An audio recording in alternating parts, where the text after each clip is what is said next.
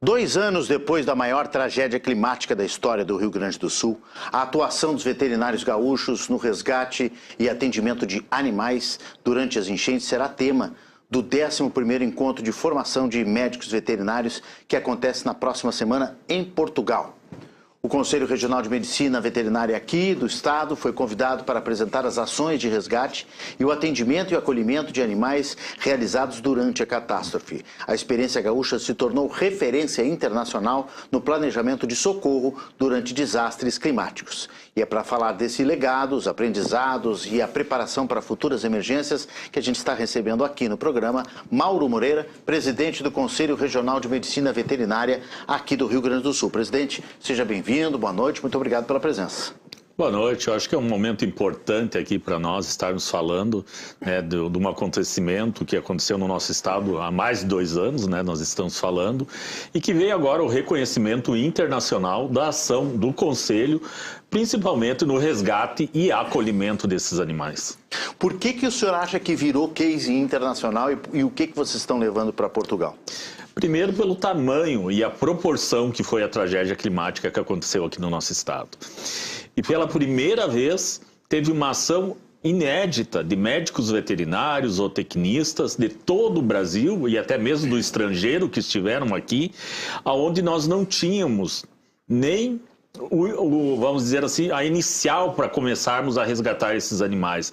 Nós construímos um plano desde o zero. Então, é esse reconhecimento de construirmos um planejamento, uma estrutura que acolheu mais de 15 mil animais aqui na região metropolitana, que trouxe esse olhar internacional. Nós conseguimos transformar locais onde não existiam abrigo para animais em lugares que se tornou um grande centro de triagem. E cito aqui a cidade de Canoas, onde o Conselho esteve à frente de abrigos com mais de 3 mil animais e que, graças a essa ação, nós conseguimos salvar muitas vidas, principalmente dos animais. O senhor tem ideia de quantos profissionais, o senhor citou aí que veio gente de outros estados, do país todo, socorreu o Rio Grande do Sul e vieram para cá, As pessoas vieram para cá. Quantas pessoas se somaram aqui, mais ou menos qual foi o contingente de profissionais veterinários ou ligados à área da medicina veterinária envolvidos? Bom, primeiramente nós fizemos um grande chamado nacional com auxílio do Conselho Federal de Medicina Veterinária, ao qual enviaram 1.000 médicos veterinários de todos os estados da federação. Mais os colegas médicos veterinários aqui do nosso estado, que também se somaram à frente. Então, eu acredito que nós tínhamos um efetivo de 4 a 5 mil médicos veterinários trabalhando nesse momento na crise climática aqui do Rio Grande do Sul. E vale ressaltar, que eram voluntários. Toda a assistência dada a esses animais, os abrigos ao qual estavam acolhidos os animais, foi tudo construído com a mão de obra e com os recursos arrecadados por esses profissionais. Pouco teve a questão da ação pública, porque nós sempre ressaltamos que para as pessoas existia já mecanismos para que essas pessoas fossem acolhidas, mas para os animais não existia. Então esse foi o grande desafio nessa tragédia climática, acolher mais de 15 mil animais sem ter uma estrutura necessária. O diferencial foi esse, Que além das pessoas se prestou atenção muito nos animais, E a resiliência das pessoas trabalhando mais de 24 horas nos abrigos. O abrigo é um local que é pesado, um local que abriga animais raivosos ou não raivosos. Depois nós tivemos que ter todo o planejamento também de identificar esses animais, porque esses animais pertenciam a alguém. Claro. E eles teriam que voltar para casa. Então também teve um grande trabalho na questão da identificação desses animais para que depois voltassem para suas casas. O senhor vai representar então esse estudo, Socorro Animal na maior tragédia climática do Brasil, inundações do Rio Grande do Sul, estudo de caso, 24 de maio, em Portugal, no Encontro de Formação de Médicos Veterinários. Então o senhor vai estar levando o case para quem está sendo formado médico veterinário, é isso? Exatamente. Ainda na educação, vamos dizer assim, na Exatamente, formação. vai ser uma troca, né, entre o Brasil e Portugal. Portugal também está enfrentando sérios problemas com crises climáticas lá, principalmente queimadas, né? E eles querem também levar esse alerta, né, do que nós realizamos, quais foram as grandes dificuldades para que nós pudéssemos realizar, né, todo esse trabalho. Então vai ser uma experiência única entre o Brasil e Portugal de trazermos realmente, né, o que a gente pensa sobre a medicina veterinária de desastres e também possamos criar um planejamento para que o mundo, né, entenda a necessidade de falarmos sobre essa área tão importante. Essa troca de experiências é muito interessante. O senhor cita, né, que Portugal está vivendo, a Europa está vivendo, o mundo inteiro está vivendo crises climáticas, né, tragédias climáticas, seja por queimados, como o senhor citou em Portugal, seja como tempestades muito intensas, temperaturas baixíssimas, que é o nosso caso aqui, mais do hemisfério sul, né? E temperaturas altíssimas, como recentemente nos Estados Unidos, né? Califórnia, principalmente, sempre sofre muito com incêndios também provocados pelo calor. Então, os animaizinhos ficam, né, no meio disso tudo, extremamente vulneráveis, né? Porque, claro, é óbvio que há uma importância de resgatar pessoas, mas acho que essa consciência está acontecendo mais fortemente agora de lembrar desse universo animal, né? E o que nós estamos cobrando a partir de então é que se crie realmente uma política pública, né? Se acontecer, caso aconteça, tomara Deus que não aconteça, novamente uma grande tragédia. Tomara que não. Mas que nós estejamos mais preparados. É preciso a sociedade entender, se acontecer algo parecido, aonde irá levar o seu animal? Quem irá cuidar desses animais? É isso que nós estamos provocando agora, os governos estaduais, municipais e federal, para que nós possamos construir realmente uma política pública voltada aos desastres, né? Não podemos mais contar só com a boa a ação, né, de pessoas voluntariamente. Nós temos que ter planejamento. Nós mandamos equipes nossas do Conselho fazer treinamento com os profissionais de Minas Gerais, que são equipes que trabalham com resgate de animais. E veja, é importante a questão do cavalo caramelo, né? Houve que é um símbolo, né? Houve toda uma logística para a questão do resgate entre os bombeiros. Mas faltava um profissional da área da medicina veterinária de desastre. E foi só quando esse profissional chegou aqui no Rio Grande do Sul que eles conseguiram realmente transportar o animal em segurança e hoje se tornou um grande símbolo da resiliência do nosso povo. Verdade. E como foi ágil aquele resgate do caramelo, apesar de demorar, né? Nós estamos mostrando imagens aí, o caramelo no teto da casa e o resgate dele, resgate de outros animais também, enfim. Aí, ó. E virou um símbolo mesmo, como o senhor disse. Mas como tudo foi ágil, né? Graças à boa vontade, à força de vontade dos profissionais e desse voluntariado todo que veio do resto do país, né? Exato. Realmente foi um momento de cooperação, quase que uma irmandade, né, em torno do que aconteceu aqui no Rio Grande do Sul. Exato, e provocando, né, essa questão que aconteceu no Rio Grande do Sul, o governo federal lançou um projeto, que é o Simpatinhas. É um projeto de acolhimento aos animais que as prefeituras podem se cadastrar. E todo esse projeto se desenvolveu com a tragédia do Rio Grande do Sul. Porque nós também tínhamos um grande problema que era fonte de recursos, né? Nós tínhamos fonte de recursos para salvar pessoas, mas para os animais nós não tínhamos. Então dependia muito das doações, né? Então eu acredito que dessa grande tragédia climática que nos afetou, nós tiramos bons ensinamentos, né? E que possamos sim falarmos num planejamento, um planejamento futuro, para que nós possamos ter condições realmente de acolher os animais se caso aconteça novamente. Pois é, eu quero lhe perguntar um pouco dessas lições, mas deixa eu dizer também, registrar que o senhor vai participar de uma mesa redonda, né? Achei bem interessante aqui, eu vou citar, é lá em Portugal, né, no dia 24, como preparar um plano de socorro animal em Portugal.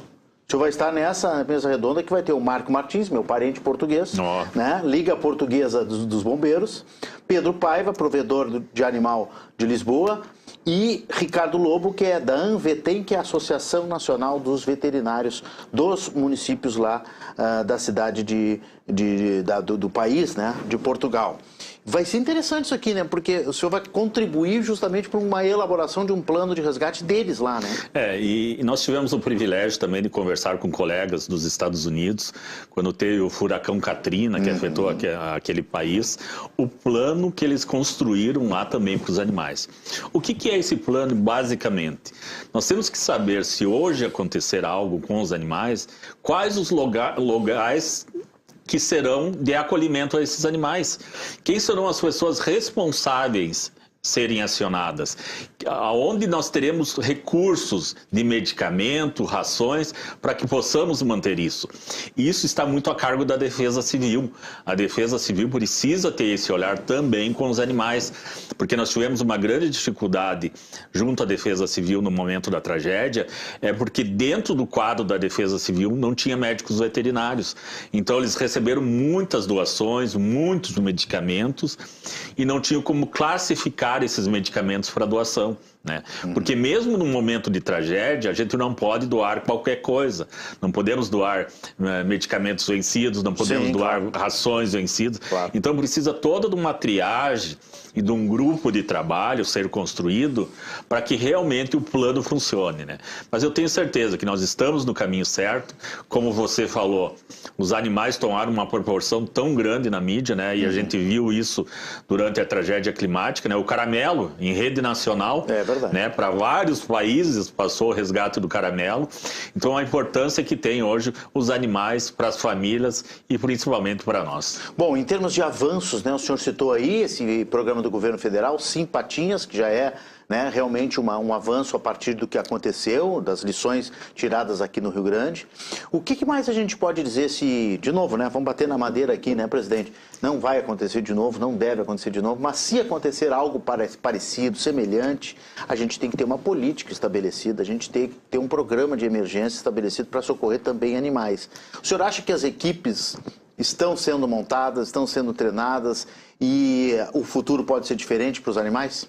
Eu acho que tu bateu num pilar bem importante, que é o treinamento. Nós precisamos capacitar pessoas, porque não é todo médico veterinário que está capacitado a trabalhar em desastre. Ele precisa de treinamento, ele precisa de horas de treinamento, né? E também na questão estrutural, aqui eu quero dar uma ressalva também. O grande hospital veterinário que estava nos auxiliando naquele momento veio da cidade de São Paulo.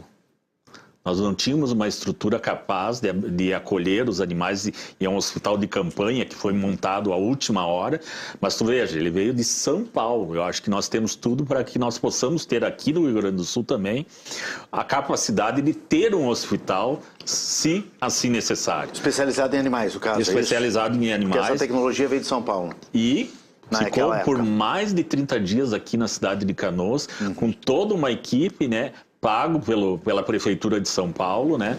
E que a gente viu realmente que nós precisamos estar melhor preparados, né? Quem sabe nós possamos ter também um hospital veterinário, se assim precisar.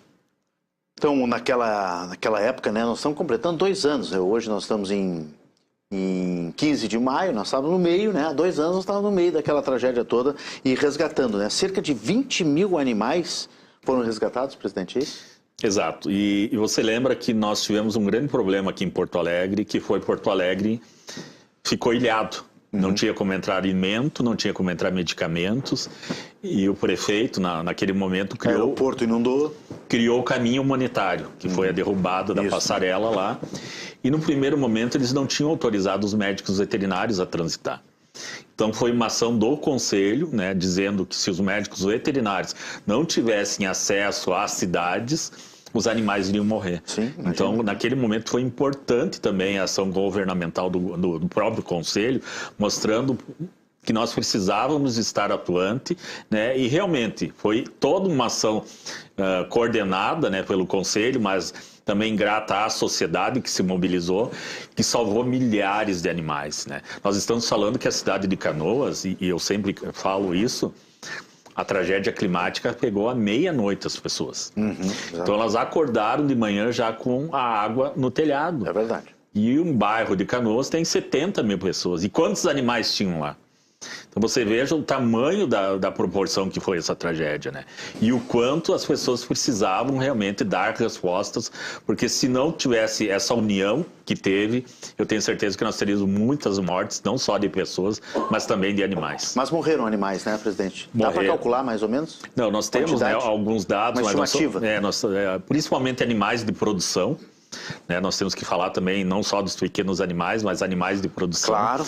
Né, que realmente tem granjas aí que perderam todos os animais, né? A questão da avicultura, né? Porque faltou ração, né? E muitas das granjas tomaram a decisão de matar todas as aves, né? Granjas de suínos, né? Também os nossos colegas que tinham aras com cavalos, teve uma grande perda de genética aqui no Rio Grande do Sul, com a perda de cavalos, né, de raças que perderam durante a crise que aconteceu. Então nós tivemos um grande prejuízo, né, e que sirva, né, vamos dizer assim, de preparativo se acontecer novamente. Socorro animal na maior tragédia climática do Brasil, inundações do Rio Grande do Sul, é estudo de caso que o presidente Mauro Moreira, presidente do Conselho Regional de Medicina Veterinária, vai levar até Portugal no próximo dia 24 de maio. Desejo para o senhor um bom evento, que colham boas experiências a partir do que o senhor vai levar e que a gente esteja mais preparado no futuro. Obrigado pelo espaço. Tenho a certeza que nós estaremos representando não só os médicos veterinários do Rio Grande do Sul, mas de todo o Brasil, né, com esse grande encontro que nós teremos lá em Lisboa e que possamos trazer boas notícias de lá e um planejamento aqui para o nosso país também. Muito obrigado, presidente. Uma boa noite. Muito obrigado.